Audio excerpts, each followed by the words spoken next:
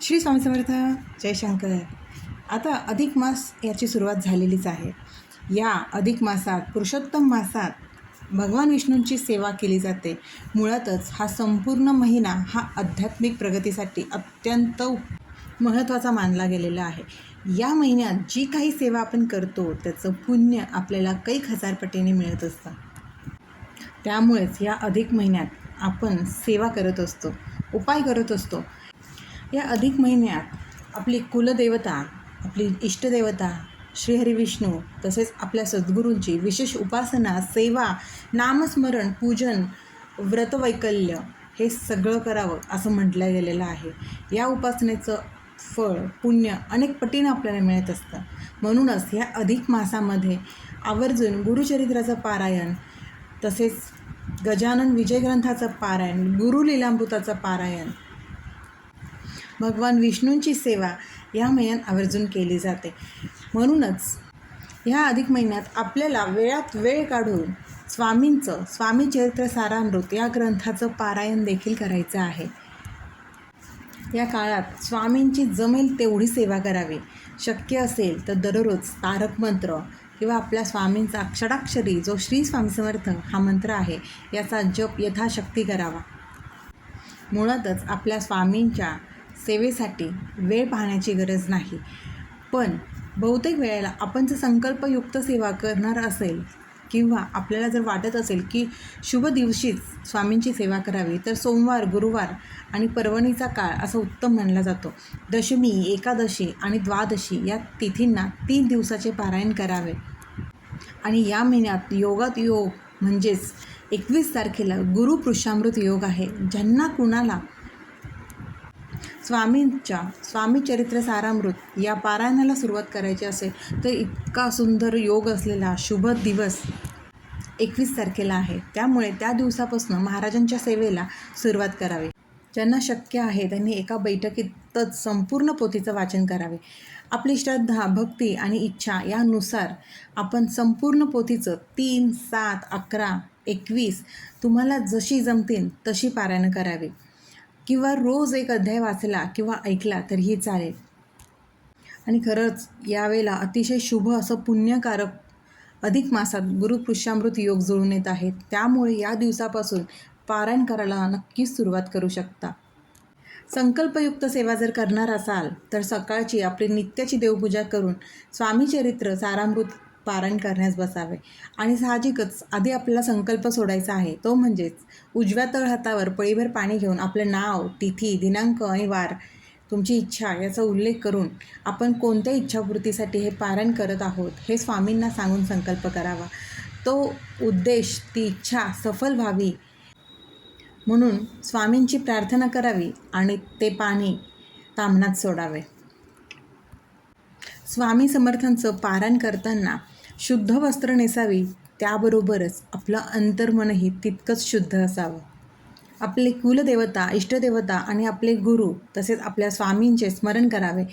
वडीलधाऱ्यांना नमस्कार करावा आणि चौरंगावर उत्तम वस्त्र ठेवावे. त्यावर महाराजांची तस्वीर किंवा मूर्ती ठेवावी.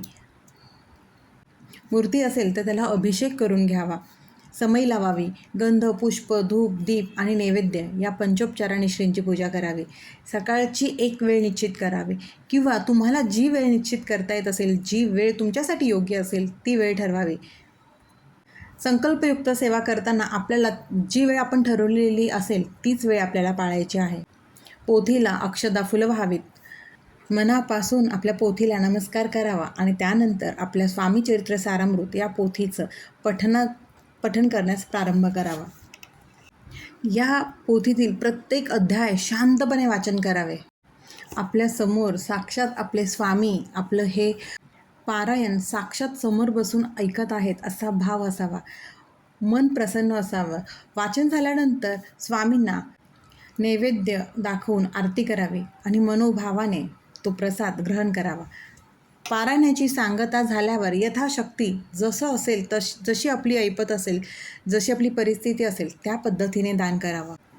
पारायण काळात आपल्याला संकल्पयुक्त सेवा करत असाल तर ब्रह्मचर्य पाळणं गरजेचं आहे. मांसाहार वर्ज्य तसेच परान्न वर्ज्य. कुठलीही सेवा आपल्याला श्रद्धेने आणि विश्वासानेच करायची असते. या पारायणामुळे आपल्याला काय लाभ होऊ शकतो? या पारायणामुळे आपलं मन शांत होतं, प्रसन्न आणि एकाग्र होतं. नकारात्मक विचारांपासून आपल्या सुटका होते, तसेच सकारात्मक विचार आपल्यामध्ये येत असतात. भक्ती, श्रद्धा आणि आपली आत्मविश्वास वाढत असतं. आपली आध्यात्मिक प्रगती होत असते, तशीच इच्छा पूर्ण होण्यासही मदत होत असते. जीवनातील अडीअडचणी दूर होतात. आपल्या कुटुंबात सुखसमृद्धी आणि प्रेमभाव वाढत असतो. एक वेगळीच ऊर्जा संचारते, एक प्रेरणा मिळते. स्वामी आज अनेक जणांचं आश्रयस्थान आहेत आणि आपल्यावर कधी कृपा करतील हे कोणीही सांगू शकत नाही. परंतु जेव्हा स्वामींची कृपा होते, स्वामींचे आशीर्वाद मिळतात, स्वामींचे अनुभव येतात, तेव्हा जीवन अगदी धन्य झाल्यासारखं वाटतं. त्यामुळेच आपल्या स्वामींवरती अपार श्रद्धा आणि दृढ विश्वास ठेवा. स्वामी नक्कीच आपल्या इच्छा पूर्ण करतात, आपल्या आयुष्यात सकारात्मक ऊर्जा आणतात. स्वामी आपलं चांगलंच करणार आहे अशी अढळ श्रद्धा स्वामींवरती कायम ठेवावी. स्वामी महाराजांप्रती केवळ नम्रता, शरणागत आणि समर्पण हा भाव असायला हवा. स्वामींवरील निष्ठा आणि श्रद्धा कधीही कमी होऊन देऊ नका. नेहमी स्वामी सेवा करत राहा. स्वामींनी आपण एवढं पारायण केलं आणि स्वामींनी आपली इच्छा पूर्ण केली नाही म्हणून अनेक जण स्वामींची सेवा मध्येच सोडतात. पण मुळातच ही स्वामींची परीक्षा असते. आपण त्यांच्यावरती किती विश्वास ठेवतो किंवा आपल्यामध्ये किती संयम आहे हे पाहण्यासाठी आपले स्वामी आपल्या परीक्षा घेत असतात. त्यामुळेच आपला विश्वास, आपली श्रद्धा थोडीही कमी होऊ न देता आपल्या सेवेमध्ये निरंतर सातत्य ठेवा. कारण स्वामी नेहमी आपल्या पाठीशी असतात. मुळातच आपलं कर्म आणि कष्ट जर प्रामाणिक असेल तर स्वामी नक्कीच आपली मदत करतात. प्रत्येक संकटातनं आपल्याला स्वामी बाहेर काढतात. कारण स्वामींना भक्तीपेक्षा आपलं कर्म आणि कष्ट अत्यंत प्रिय आहे. त्यामुळेच या अधिक मासात दुग्ध शर्करा योग आलेला हा गुरुपुष्यामृत योग ह्या दिवसापासून स्वामी चरित्र सारामृत या ग्रंथाचं पारायण तुम्हाला शक्य असेल तितक्या वेळेला 3, 7, 11, 21 जितकं तुम्हाला करायची इच्छा असेल तितके पारायण या अधिक मासात करा आणि स्वामींच्या चरणी समर्पण भाव ठेवा. स्वामी नक्कीच सगळ्या इच्छा पूर्ण करतात. श्री स्वामी समर्थ. अशक्य ही शक्य करतील स्वामी, अशक्य ही शक्य करतील स्वामी.